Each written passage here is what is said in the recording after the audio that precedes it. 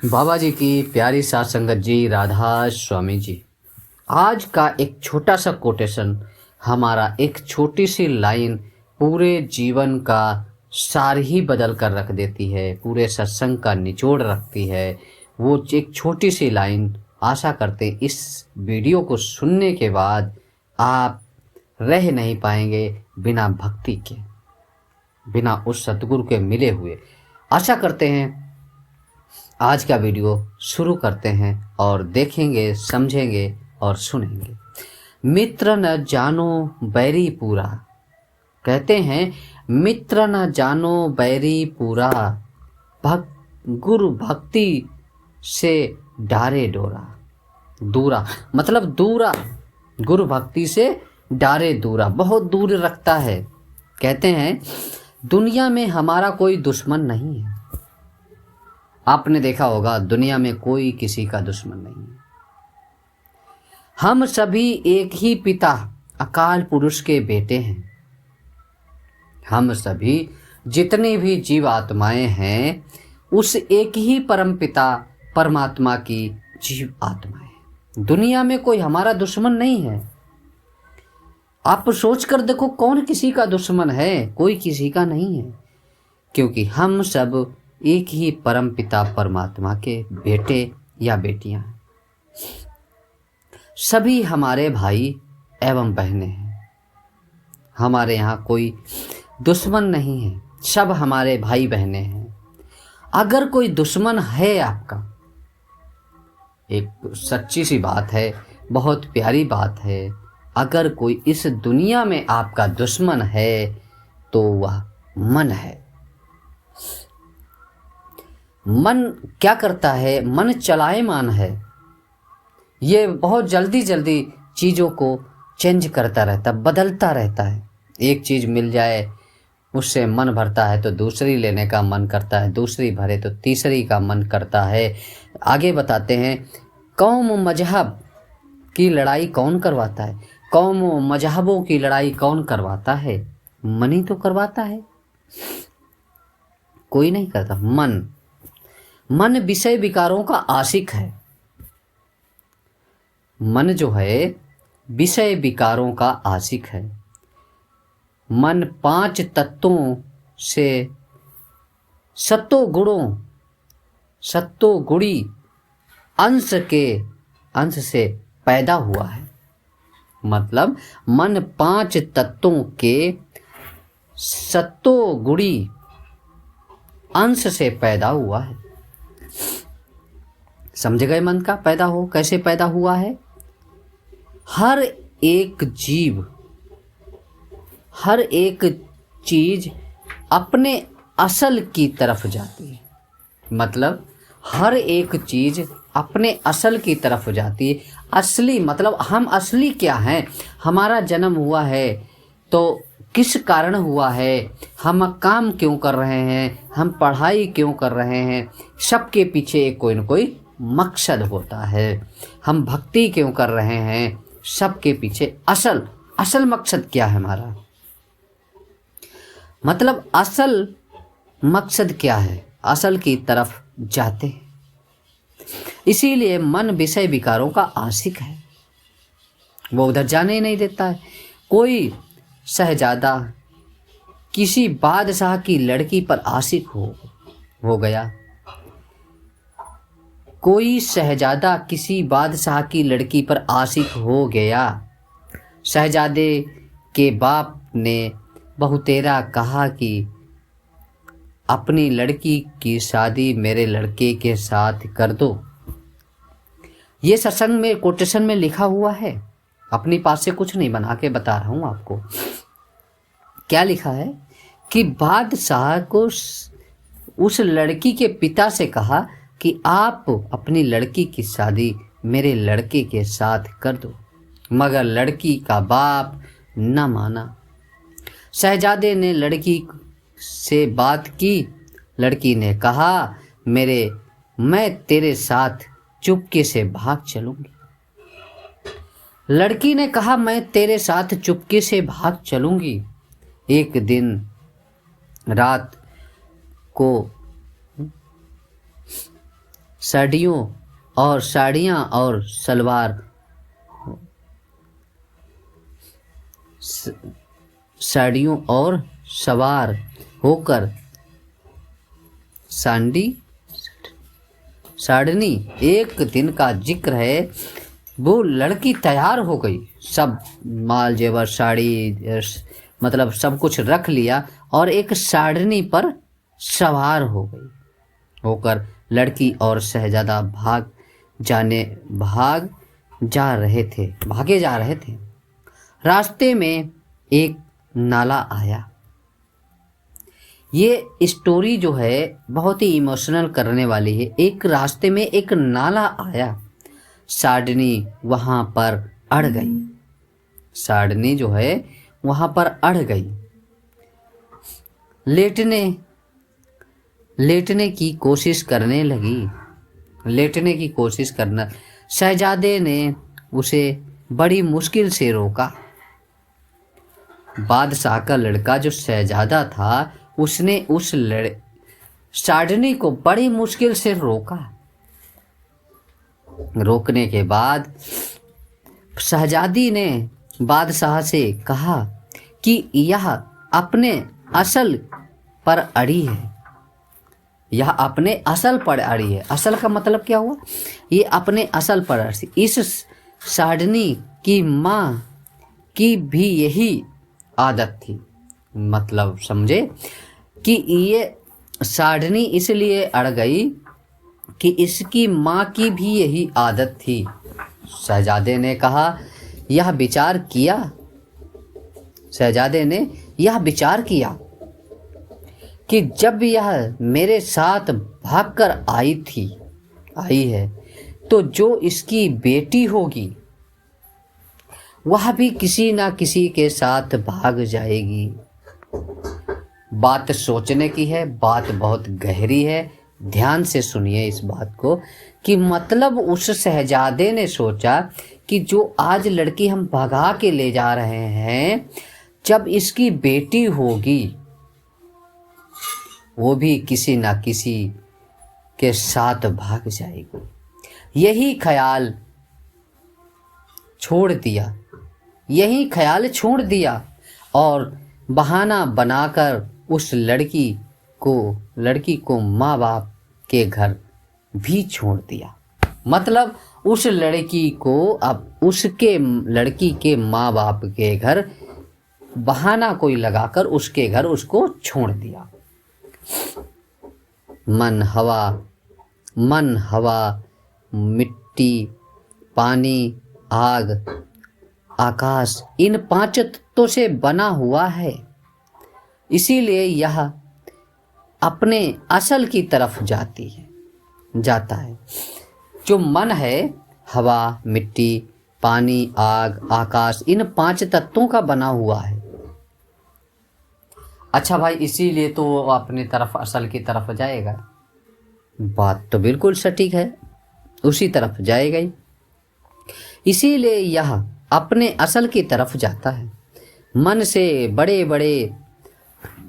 ने बड़े बड़े ऋषि मुनियों को भटका कर मारा है।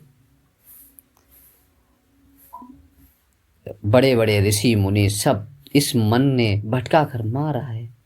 श्रृंगी ऋषि ने 88,000 वर्ष तप किया। सोचो, श्रृंगी ऋषि महान ऋषि हुआ, उसने 88,000 वर्ष तप किया, दुनिया छोड़ दी, अनाज छोड़ दिया, पेड़ों के पत्तों को फल फूलों को खाकर जंगल में उम्र गुजारी। राजा दशरथ की भेजी हुई औरतों ने यज्ञ करवा लिया। विश्वामित्र रामचंद्र जी का गुरु था। विश्वामित्र रामचंद्र जी का गुरु था। क्या हुआ? रामचंद्र जी का गुरु था। विश्वामित्र जी रामचंद्र जी का गुरु था। मेनका पर मारा, मेनका पर मारा गया, मेनका पर मारा गया, शकुंतला पैदा हो गई। यह जो शकुंतला नाटक आप शहरों में देखते हो उसी की नकल है, और किसी की नकल नहीं, उसी की नकल है। जितने भी हुए हैं ये सब उन्हीं के मन के जाल में आकर सब अपनी जिंदगी बर्बाद कर गए। जो आप रोज नाटक देखते रहते हैं, पाराशर जी सारी उम्र योगा अभ्यास में लगे रहे। पाराशर पूरी जिंदगी योगा अभ्यास में लगे रहे, पूर्ण योगी होकर घर को वापस लौट रहे थे। सोचो, एक व्यक्ति घर को वापस लौट रहा है पूर्ण योगी होकर। राह में एक नदी पड़ी, भाइयों, राह में एक नदी पड़ी थी। जब वहां गए, मल्लाह से कहा कि मुझे पार उतार दो। मल्लाह से कहा कि मुझे पार उतार दो। मल्लाह ने कहा, हम रोटी खा रहे हैं, खा लें फिर आपको पार उतारेंगे। मल्लाह रोटी खा रहा था उस समय। मल्लाह ने कहा, मैं रोटी खा लेता हूँ, उसके बाद आपको पार उतार देंगे। कहने लगा, मुझे धूप लग रही है। सतगुरु, मल्लाह ने कहा मुझे धूप राजा ने कहा, वो पाराशर जी ने कहा, मुझे धूप लग रही है, मैं श्राप दे दूंगा। बहुत गुस्सा आई। ऋषि मुनि गुस्सा नहीं करते, इनको गुस्सा आ गई। मैं श्राप दे दूंगा।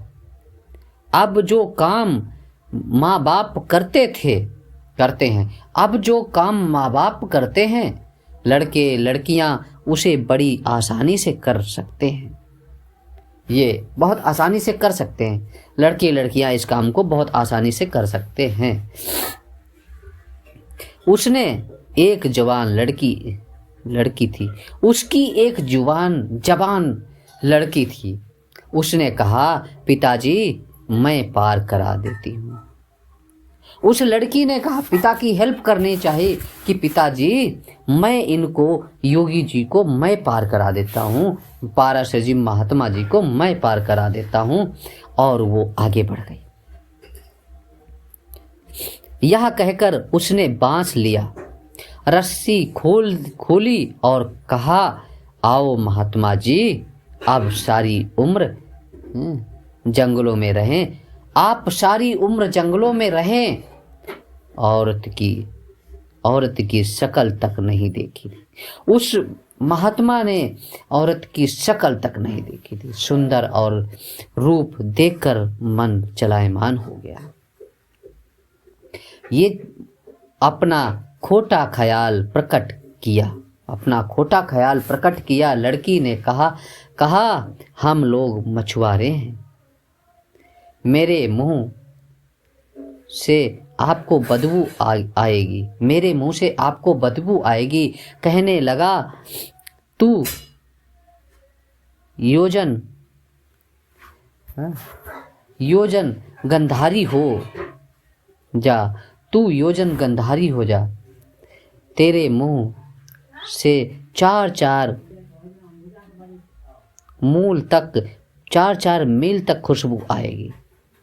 ये उसने अपने श्राप को लेकर उस तरीके से बात की कि तेरे मुंह से जो खुशबू आएगी 4-4 मील तक जाएगी। ये सब मन ने कहा। मन ने, अब बताओ, मन चंचल हो गया, चलायमान हो गया, इतना गलत हुआ। अब देखो, योग को भ्रष्ट कर दिया। ये सब किसने किया?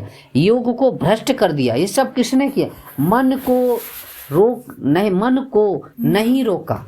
लड़की से कहा, यह सूरज देखता है, यह सूरज देखता है, हम खोटा धर्म करने लगे हैं।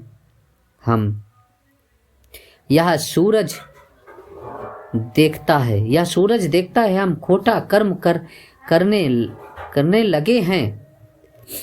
करने लगे हैं। यह हमारी गवाही देगा, यह हमारी गवाही देगा। ज्यों पानी की चुल्ली भरकर मारी धुंध कर दी।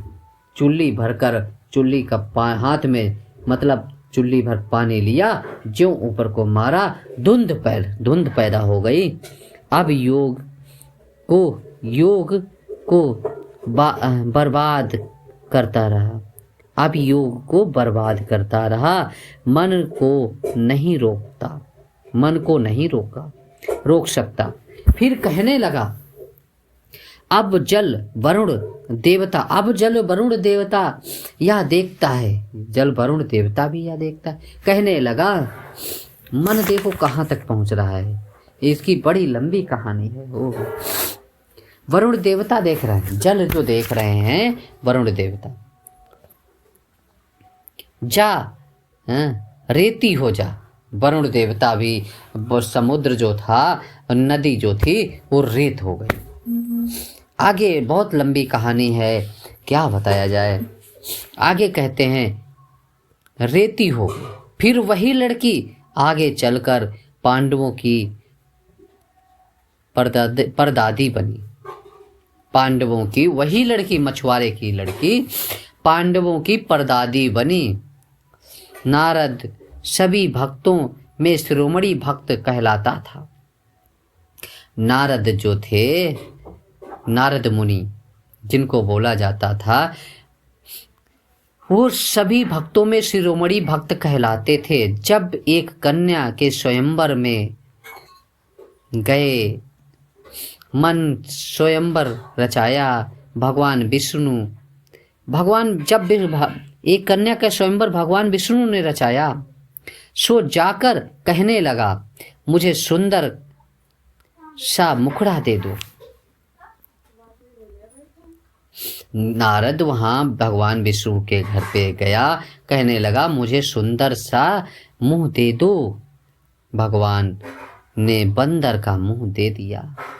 जब भी वह लड़की आती, गर्भ से फूला फूला जाकर आगे को मुंह करके बैठ जाता।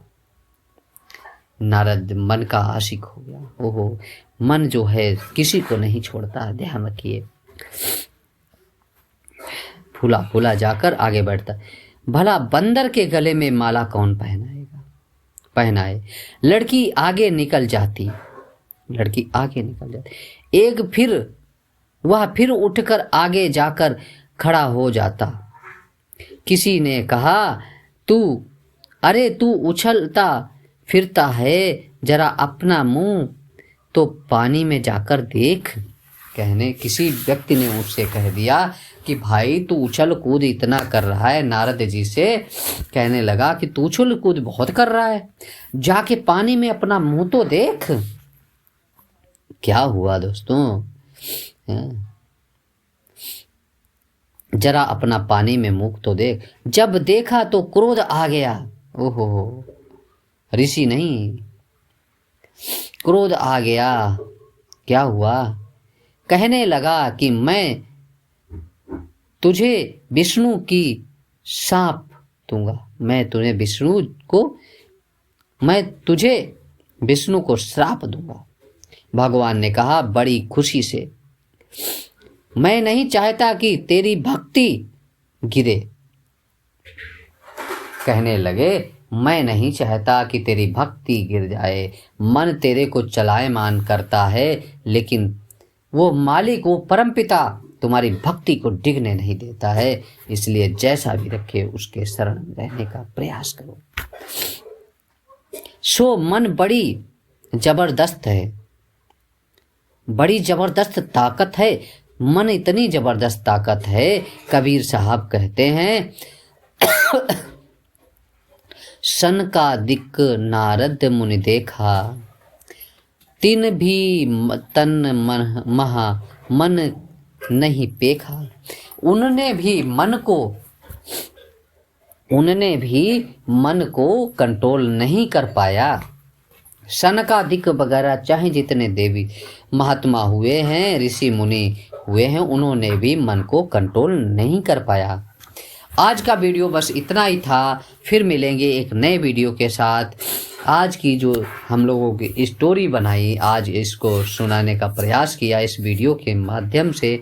आशा करते हैं आज का वीडियो आप लोगों को बहुत ही अच्छा लगेगा और मन को कंट्रोल करने के बारे में बताया गया है। फिर मिलेंगे एक नए वीडियो के साथ, एक नई साखी, एक नए शब्द के साथ, एक नए सत्संग कोटेशन के साथ।